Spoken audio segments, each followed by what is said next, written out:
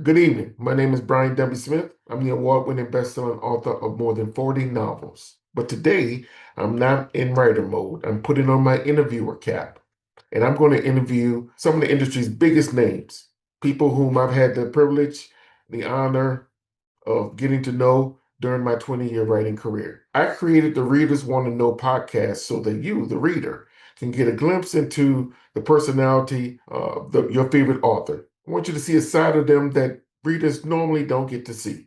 So I want you to sit back and enjoy the interview. That's what I want you to do. But first, I need you to do something for me. I need you to take a moment, click the like button. I need you to click the subscribe button. I need you to do it now, right now. I'll give you a couple seconds.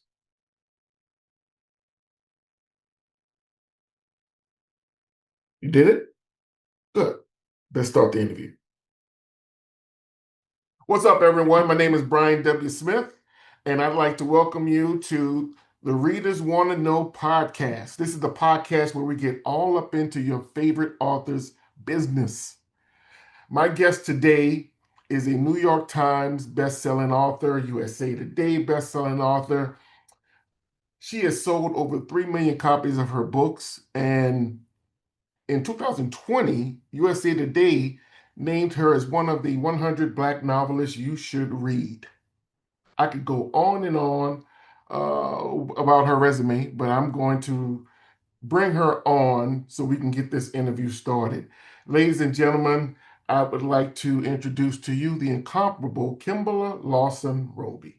Kimberla, Hey, hey, Brian. Thank you so much for having me. I thank, appreciate it. thank you for coming on the show. I really, really appreciate you. How have you been? I have been doing well. What about you? I'm just fine. How are things in the shy?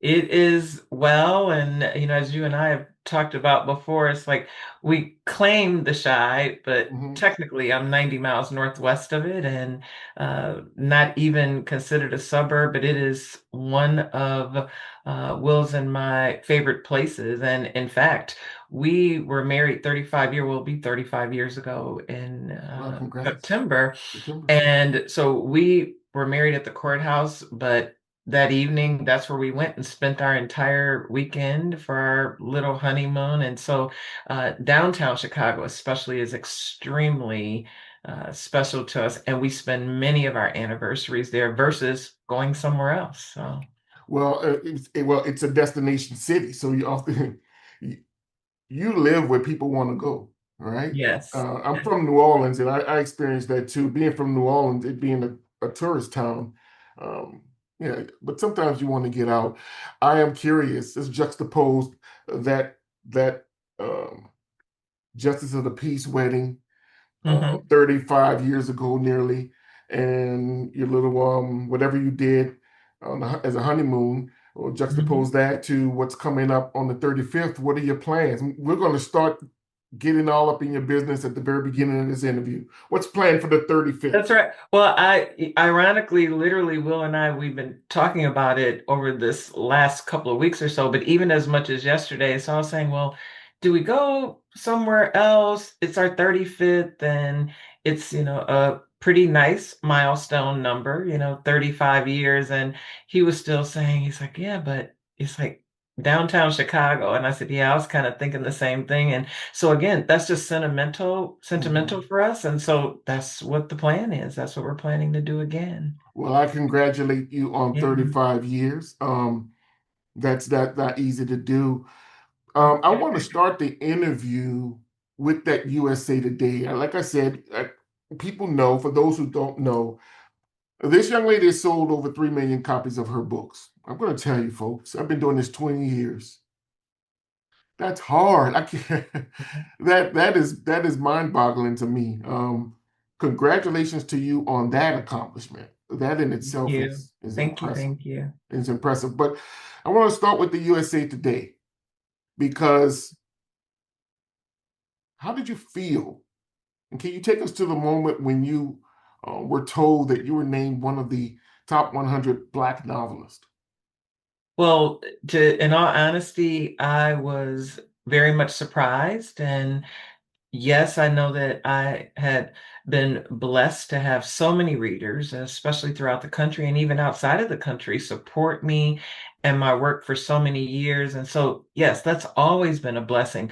But to see my name on that list, no, I definitely would not have expected that, especially when I looked at some of the great writers and the veteran writers who came before me, even. And Mhm. just to be in such great company, it was certainly an honor. And so I now look at that in 2020, and of course, having such a prestigious newspaper as USA Today include me in that article and to include me on that list.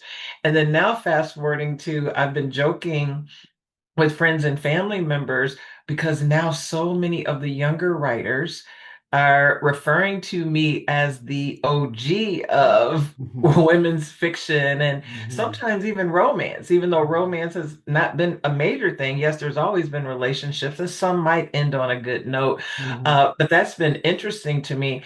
But it is even an honor to have these young women and these young men refer to me as that because it tells you that you have at least been on some level, at least a little bit of inspiration for them. And that being in this industry for so long and having now a legacy, that is encouraging them to follow along on that same path.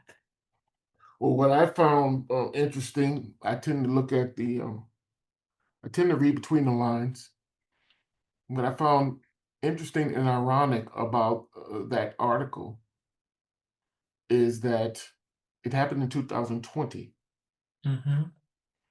which also happened to be the same time that that you put out your first self-help motivational book, Hmm. um, The Woman God Called You to Be. Hmm. How do you pivot? And also, I've always been curious to know, knowing how publishers can be, was there any pressure put on you to try to ride that wave of that USA Today announcement and try to get you to put out another novel when in fact what you're trying to do is pivot to something nonfiction? Yes. And so, thankfully there was no pressure. And if there was, no one said anything to me about it. And in fact, when I had made the decision to write the final and 15th book in my Reverend Curtis Black series, that book was released in 2018. And so I had made the decision, obviously, about a year and a half or so before, wrote the book, submitted it in 2017, prepared for the lease for the remaining months. The book was released in the summer of 2018. And from there, I decided to take a break for the rest of the year. And I knew in my heart that I was going to be writing this nonfiction book. First of all, that I was terrified to write because God had placed it in my heart to do that in 2016. So, as you can tell, it took me a lot of years of trying to deny that, trying to ignore it, and even praying that that whole call on my life would just go away Wow. because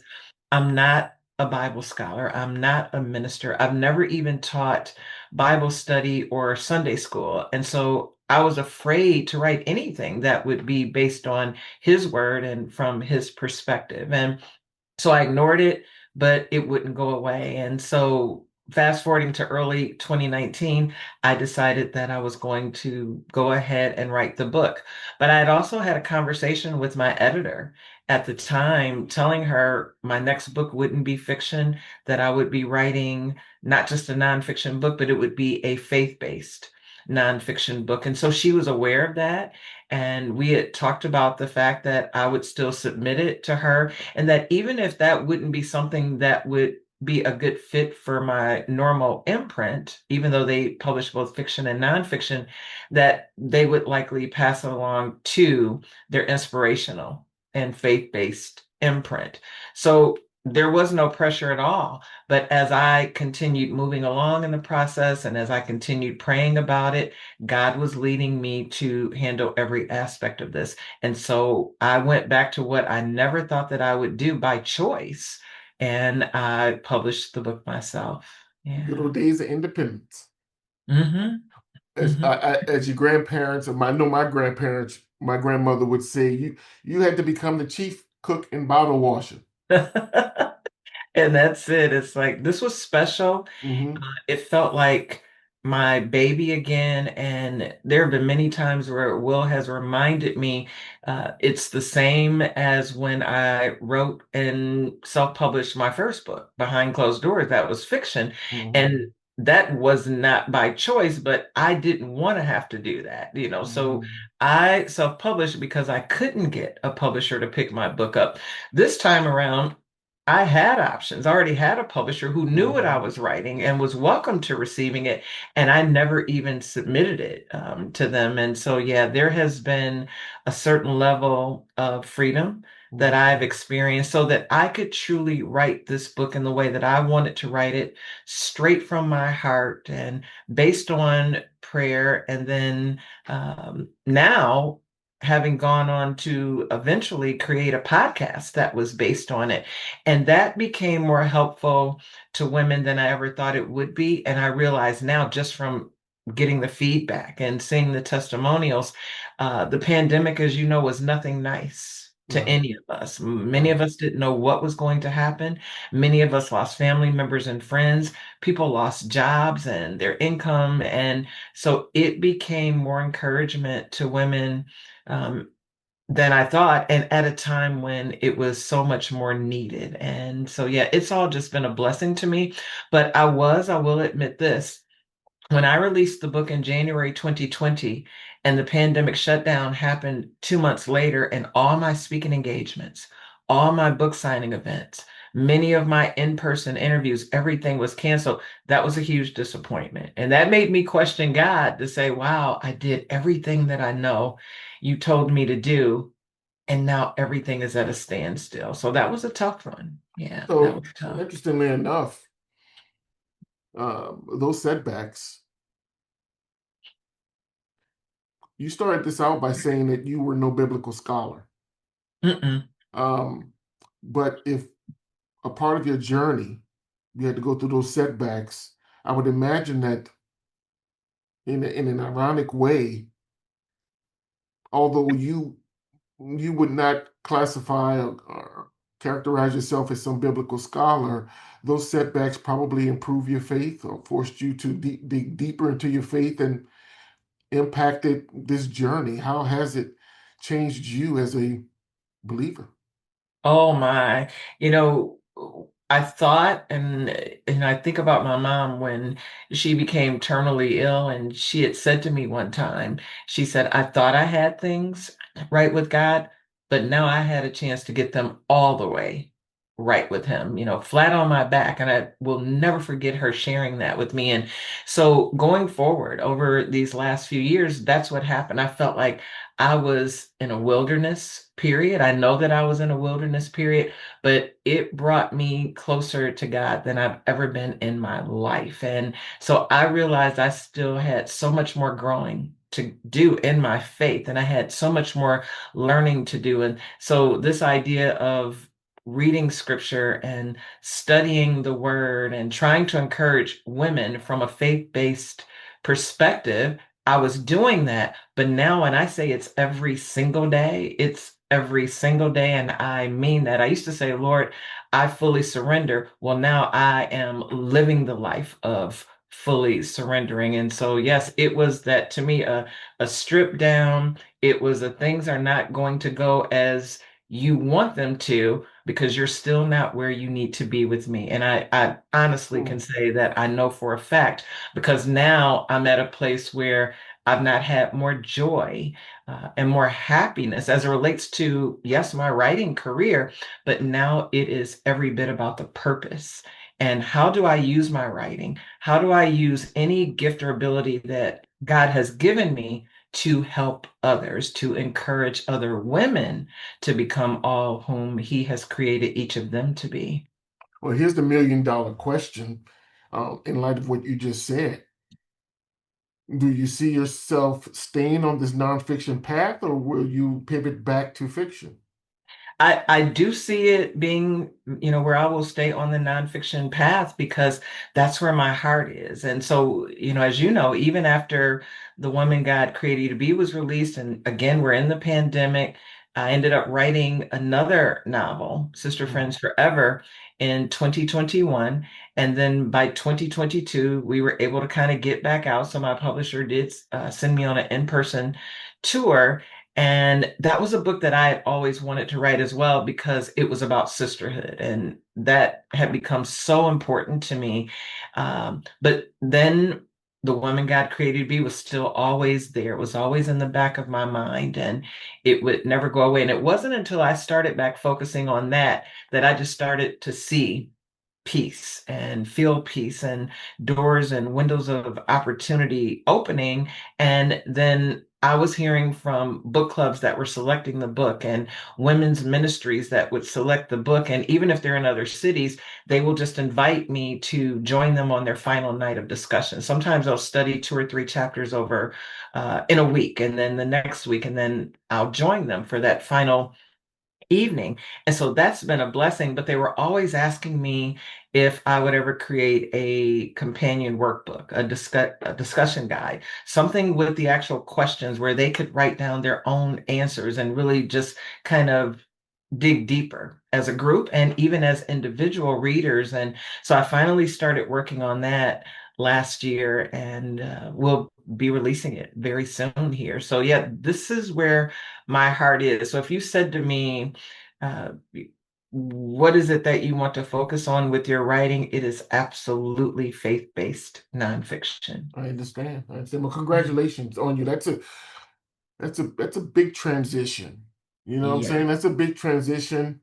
Um, and it has an impact that goes far beyond the surface. You're looking at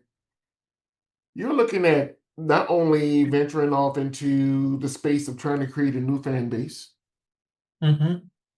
potentially alienating people who only want to hear that old voice, right? Yes.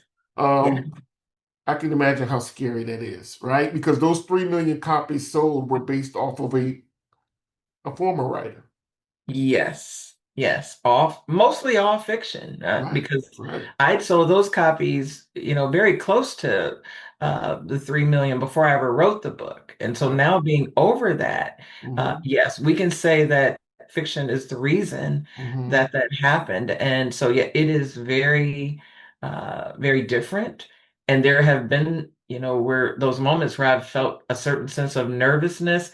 But I'm now at a point where it is, Lord, I know beyond a shadow of a doubt what you have placed in my heart and what you have for me to do. And talking about walking in faith and not just saying that you have faith, but to truly walk in it means that I trust that God is Yeah. going to do what he does best. And And that can that be is so to scary. make a way. Yeah, he's going to make a way. I just have to be obedient to that. And in this part of my life, my purpose and my career. And I've had a couple of other women say this to me, and I fully agree with it now. I can see it where it's not even about me. Anything that he has blessed me to do and anything that he has given me a gift to do, it's not about me. It's about the number of women that I am hoping and praying to help in the future. Well, I wish you nothing but success on this new journey.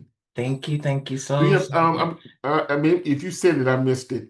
Um, do you have a title for the up and coming release? Yeah, so it is called The Woman God Created You to Be as well. Mm-hmm. But the subtitle is Companion Workbook and Discussion Guide. Gotcha. Gotcha. You guys get ready to go out there and get that when it drops. Um, I'm assuming that well, next year will it drop in 2025 or 2026? No, it'll be soon. My plan is within the next few weeks, actually. Okay, So it's, cool. it's just about ready to go. Yeah. But I'm just preparing some things on this end and just want to release it when I'm really ready. Just cleaning up some other things and making this my primary focus. Well, Yeah. I wish you nothing but success on this journey. Thank you So so much. so so proud of you. I mean, this I'll say I am proud of you because it takes a lot of faith and courage to abandon the tried and true Yes. and to Yes. embark on the new. Yes, That it takes definitely does. guts. But it has been wonderful to see some of the women. This is what I never expected, was to hear some of my readers say, I've read all of your books, but this book has done more for me than any of the others because it's helping them in their individual lives, spiritually, personally, and professionally. Or having one woman send me a private message, maybe about 2 weeks ago, and I literally was in tears when she said, if you ever wanted to know why you wrote that book, it was for me as I prepared for the passing of my mother. And Wow. and now that's when you know that, yeah, it's not about me. It's He's about digging how in can I deep. help? And when you mentioned, like, no, I'm not a Bible scholar, and all those reasons of why I was afraid and what can I really offer in a book like this, and I ultimately realized it's my own testimony. It's Mhm. me being able to share the good, the bad, the ugly, and not being afraid to be transparent about the not so nice parts of my life. Or even if it comes down to, wow, I shouldn't have said that to this person, or I shouldn't have done that. Being able to share all of that honestly in hopes of preventing some women from making some of the mistakes I've already made. So, And it's that authenticity, that transparency that I believe has created a lane for you to do this and open up more doors and more windows, as you stated before. yes. I'm going to use that to segue into what I call the Nosey Wheel. And this is Oh something no. that I've incorporated into this show since we're talking about transparency and all that stuff. Readers want to know about some things about Miss Kimberla Lawson Roby that they probably have never heard you speak on. So I'm going to share my screen here. Okay. Can you see it? Yes. All Mhm. right. Now, at the end of the day, you reserve the right to not answer what you want. You get to pass on one, but for right now, Kimberla, readers want to know, have you ever written a book that you thought would be a hit, but it didn't sell well? Ooh, yes. It did not sell nearly as much as I thought or would hoped, and that was my book, A Christmas Prayer. Hmm. A My Christmas. only Christmas book. Yeah. Mm-hmm. Is that why it's your only Christmas book? Well, no, not so much because I just never got back to writing one. But I think for me, I wanted it to be one of my top sellers because I based it on how tough it was for me when my mom passed away and Mm, how I couldn't truly celebrate Christmas for many, many years. That was a sad time for me.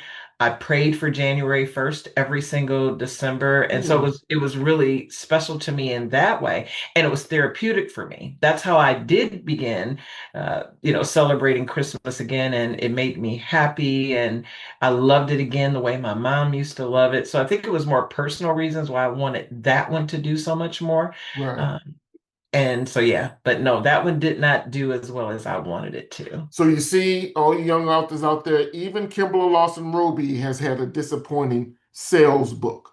Oh my gosh, yes. It's par for the course. You Yes. shake it off and you keep it moving. Yes. Let's keep it moving to our next nosy question. Question number two, Mhm. Kimberla.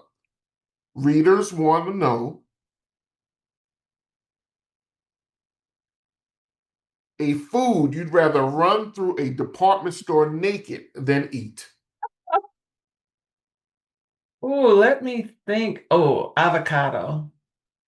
I love avocados. Yeah, I don't know that I ever got a chance to know if I loved the taste, but the first time I ever ate it, I became nauseated and sick like I had the flu. Really, Yeah, really. and it just does not agree with me. So that's really the reason. So to say whether I would even enjoy it or not, I can't even remember because that was back in the 80s and not You had it since you then. really boycotted it, huh? Yes.